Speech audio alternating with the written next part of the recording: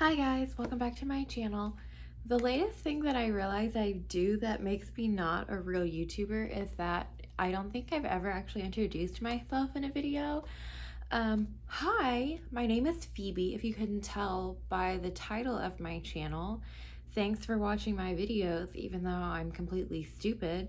Sorry that this video is so late, if you notice or if you care. Things have just been really busy lately with work at the hospital and obviously the holidays coming up and figuring out how things are working for that this year.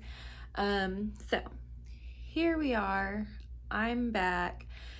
Today we're doing, it's not really a normal classy with the classics. It's kind of the same vein, but that's not really the series I want to put this video under. I am going to be talking about a classic book. I did do research on it, like how similarly to how I do in my Classy with the Classics video, but I didn't go into this thinking it would be like a classics interpretation and like review of the book. I read in October The Turn of the Screw. The author. I'm literally the worst person in the world. Usually I'm holding the book. I don't have the book on me right now. I read it on my phone as like an ebook, and I really didn't love that. It took me, the book is not long. It's like a little over 100 pages, I think. It took me weeks to finish reading it on my phone.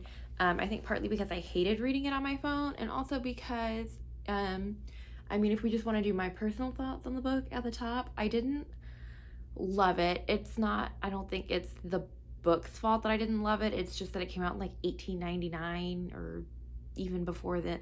It's an old book. So obviously the language is a little bit harder to get through. Story formats are really different. Obviously, like in that time period, I feel like people were not shopping for novels the way I shop for a novel. So, I don't want to hold my own personal preferences too much against the book, but I didn't love it. It took me forever to read. That's pretty much that on that. I did decide to pick up The Turn of the Screw because I watched The Haunting of Bly Manor, which is, if you don't know, somehow based on The Turn of the Screw and a lot of other classic kind of horror literature like that, along that vein. And I really did want to go ahead and read it because I am really into like the horror genre as far as like TV, movies, books.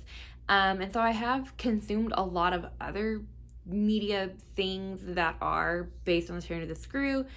So I figured might as well go back and read the original work. And that all being said, let's go ahead and do a quick overview, summary, plot overview of the book.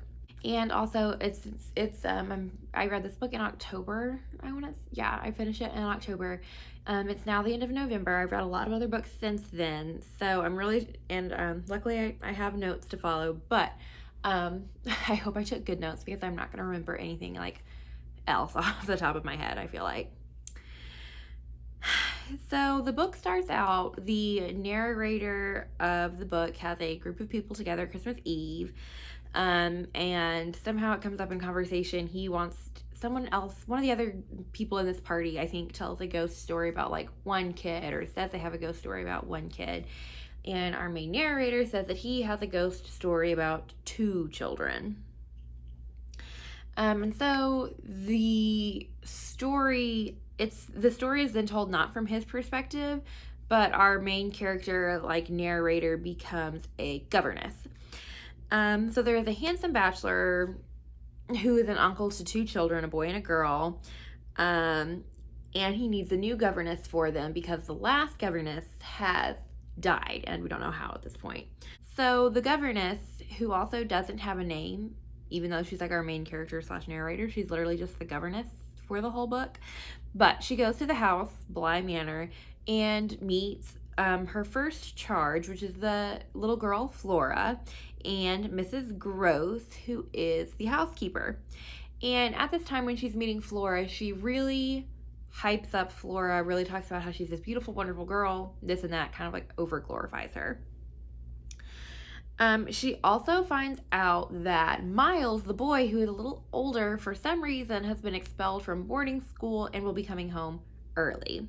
It's never actually said in the book what he did, but Mrs. Gross assures the governess that he's never been very bad. So the governess sees one day, like out on the grounds, she thinks she sees this man, and then another time she thinks she sees this man through the window in the house. And when she tells Mrs. Gross about it, because she's like afraid of this man that's like lurking outside the house, she describes this man, and Mrs. Gross says that sounds like the valet that the uncle used to have. The valet has passed, and his name was Peter Quint.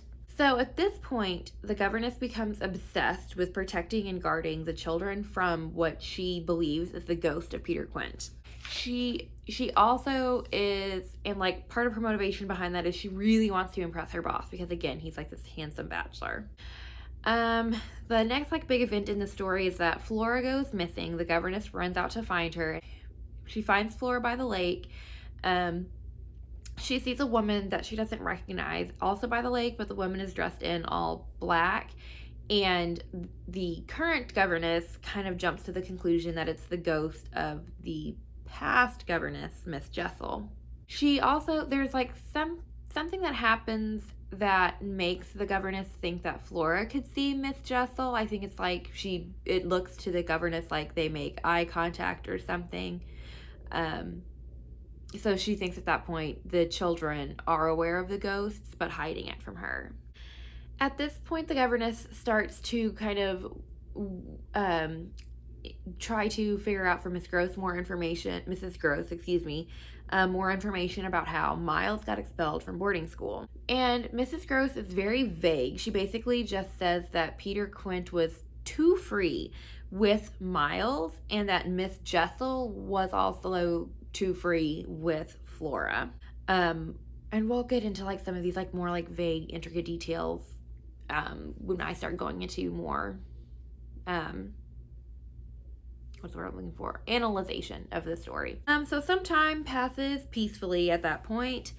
Then the governess sees Peter Quint again on the stairs in the home. And also at that point ends up looking for the children and finds Flora hiding behind the blinds in her room. And then days later, the governess sees Miss Jessel sitting on the stairs at the home. At this point, the summary is basically just like some time passes, she sees some dead people. So later on that same night where she saw Miss Jessel sitting on the stairs, the governess also discovers Miles wandering around the grounds of this manor at night. So the governess talks to Mrs. Gross about this, and she insists that Miles does have the capacity to be a bad child, basically. The governess also starts to believe at this point and tells Mrs. Gross that she thinks the kids are being influenced by the ghosts of Peter Quint and Miss Jessel. Mrs. Gross asks, or kind of says that the governess needs to talk to their employer, but the governess basically says that she doesn't want to bother him. One day, while this little party, the governess, Mrs. Gross, and the kids are walking together to church, Miles says that he wants to do something really bad to make his uncle come back home. And I forget exactly like the situation, but this is Victorian England. He's saying that he's going to be really bad. The governess gets so freaked out that she ends up like walking back home and doesn't go to church with the rest of them that day. She also starts planning on leaving at that point. She feels like she's just in over her head, basically. She wants to quit. But when she like goes upstairs to grab her stuff, she sees Miss Jessel in like the room in the house that's the classroom for the kids. And so she decides that she has to stay because she wants to keep protecting them. She also decides at this point to go ahead and risk bothering her employer and write him about the things that are going on at the house while he's away. That night, for some reason that I didn't write down and I can't remember, she goes to talk to Miles while he's in his room, like in bed. And something happens. I think it's while they're talking in his room, like he's not asleep yet. He has a candle burning, but like the candle goes out while they're talking for no reason. Also, I can't remember. I think this might be like the same time at night too, that or it's like the next day. But Flora goes missing again. They find her by the lake. The governess sees Miss Jessel, and the governess and Flora, I think, both become like hysterical at this point. And Flora is like so upset that she actually becomes physically ill. So the plan becomes that Mrs. Gross is going to take Flora to be with her uncle, and the governess is going to stay with Miles at Bly Manor and keep taking care of him there. At this point, we also find out there is there's a bunch of hired help because it's Victorian England and they live in a manor. And this guy named Luke was supposed to take the letter that the governess had actually written about everything that was going on. She had written it to the uncle. And so at this point, when she and Flora are having this like breakdown, she finds out that, they thought that the uncle knew or would know soon what was going on. But at this point, she finds out that this guy, Luke, it was his job to take out the letter to get mailed, and he had never done it. And he was like, I never saw it. I don't know what you're talking about. And so after Mrs. Gross and Flora have left to go back to be with the uncle, Miles tells the governess that he stole the letter. And so while Miles and the governess are having this conversation, they're like sitting in the kitchen or something, they look outside and the governess sees like Peter Quint's ghost. Miles like yells something, and then the governess like goes to hug him, and he ends up collapsing dead. And the book ends there. So let's try to get into a little analysis of that. This is all off of SparkNotes. I'm not this smart. I'm looking down at some notes that I've written so I can know what the heck happened in that book. So the prologue shows us not to expect a regular gothic supernatural romance like along the veins of Jane Eyre, which is a work I feel like much more people are more familiar with, because the audience that is listening to the story of the book, the ones that's together like Christmas Eve, they're described as being kind of a cynical audience. That audience seems to be reading between the lines for sexual implications. And it kind of seems that we as readers of the novel need to be doing the same thing. The mystery of what Miles did to be expelled could have been sexual in nature since it's not discussed, and again in Victorian England. As the ghosts become more prevalent, the governess wants to protect them so she can be the hero and earn approval from her employer. Quint, the kind of statement that Quint was too free with the children could be about him either being just plain rude, or it could be a subtle hint to him being sexually inappropriate. The governess acts like the children can see the ghosts too, but her behavior would seem really bizarre in the context of the children can't see the ghosts if you're interpreting the novel as the governess is kind of going crazy at this isolated mansion. So when you're reading the book, you're reading page after page of the governess's fears and conjectures. I can talk. But the actual lines of dialogue from the other three characters are very few and almost absurdly cryptic and ambiguous.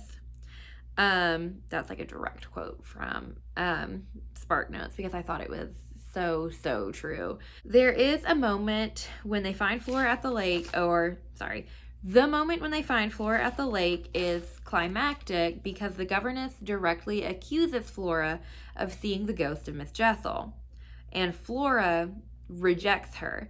So at that point that is where like your interpretation personally of the novel comes in, because does this scene prove that the ghost of Miss Jessel has control of Flora, or does it prove that the governess is imagining all these ghosts? Also, Miles yells like right before he dies, and he yells, "Peter Quint, you devil." So this seems to conclusively prove the evidence of the ghosts in the book. Or is it just playing into what Miles knows what the governess thinks she's seeing is the question. Also, the governess hugs him like right before he dies. So are we meant to interpret it as she like accidentally or intentionally, like somehow either accidentally or intentionally, that she has killed him? And then, sorry, this is kind of random. That was not in order. But Miles says of his expulsion, he said things to people he liked, and they repeated those things to people they liked. Why did I write that there? I don't know. Anyway, let's talk about themes in this novel. I think there's only two. No, there's three. Okay, there's three themes that we're going to talk about, at least, that SparkNotes told me about. The first theme would be corruption of the innocent. The fear is not that the ghosts are a threat of physical harm, but rather that they will somehow corrupt the children. And the governess suspects that Miles was expelled from boarding school for corrupting other children. That's related to the weird sentence that didn't make sense at the end of my summary of the book.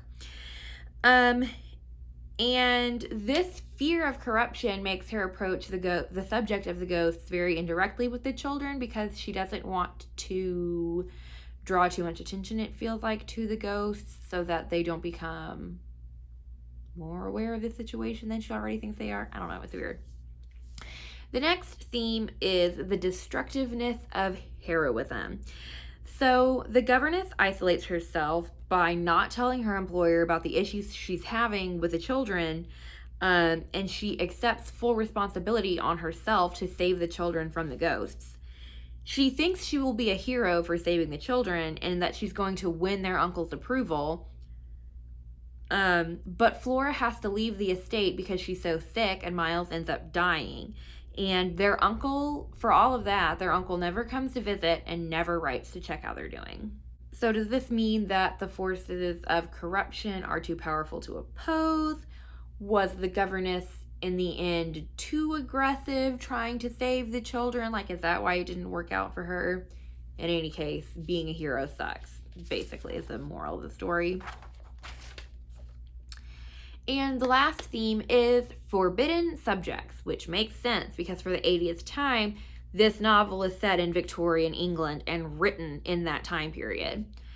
So we never learn at all why Miles got expelled. It's just vaguely referenced. We never learn the nature of Peter Quint and Miss Jessel's relationship. There does seem to be a lot of vague suggestion that it was like a sexual or romantic relationship that would have been frowned upon because Miss Jessel was like a lady, so she was like highborn or whatever, and Peter Quint was just like a servant basically.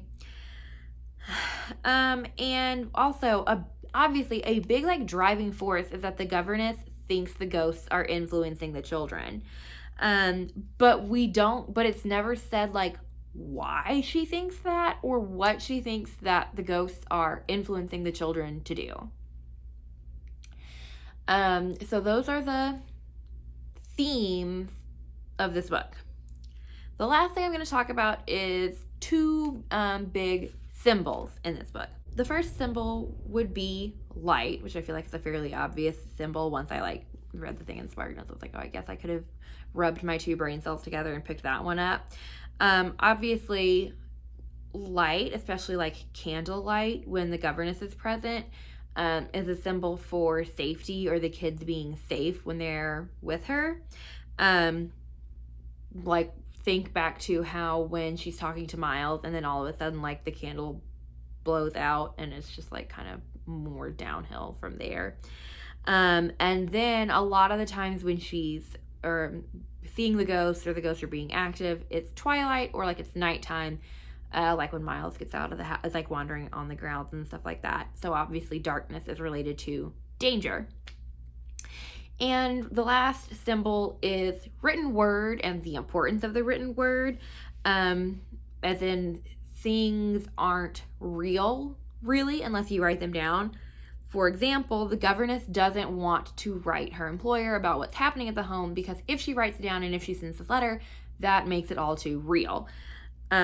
the whole story, the whole novel is the governess's actual written account. I don't think I had mentioned that during my summary, but when this guy is like, I've got this ghost story about two kids. At the beginning of the book, when it's like set up as he's telling this ghost story to people that are hanging out on Christmas Eve, he's like this, but it's not like my story, and he like sends someone to get what is basically like the governess's journal. And so like the book itself is really like you're reading the governess's like journal of what happened. And it seems like she wrote down the story to kind of give herself credibility. But since the conclusion is so abrupt, it's still obviously like unresolved that Miles like randomly dies, and we don't get the answer of whether or not the ghosts are real. So it makes you doubt the narrator at the end of the day. So that is all that I have to say about The Turn of the Screw. Again, my personal thoughts, not my favorite book. I guess like at the end of, all things considered, I am glad that I can say that I read it, because again, there is a lot of horror media that is based on it. So I think it's kind of cool to go all the way back to the source material and kind of see where they came from. But The Haunting of Bly Manor was like not a top tier TV show and still a lot more entertaining than the book. The Turn of the Key by Ruth Ware would be another. It's like a fun modern retelling of that. Obviously a lot more entertaining, especially from like a modern reader perspective. So that's The Turn of the Screw. I hope you enjoyed this video. I hope you learned something. Thanks for watching. Subscribe to my channel if you want to see more half-baked content. Bye!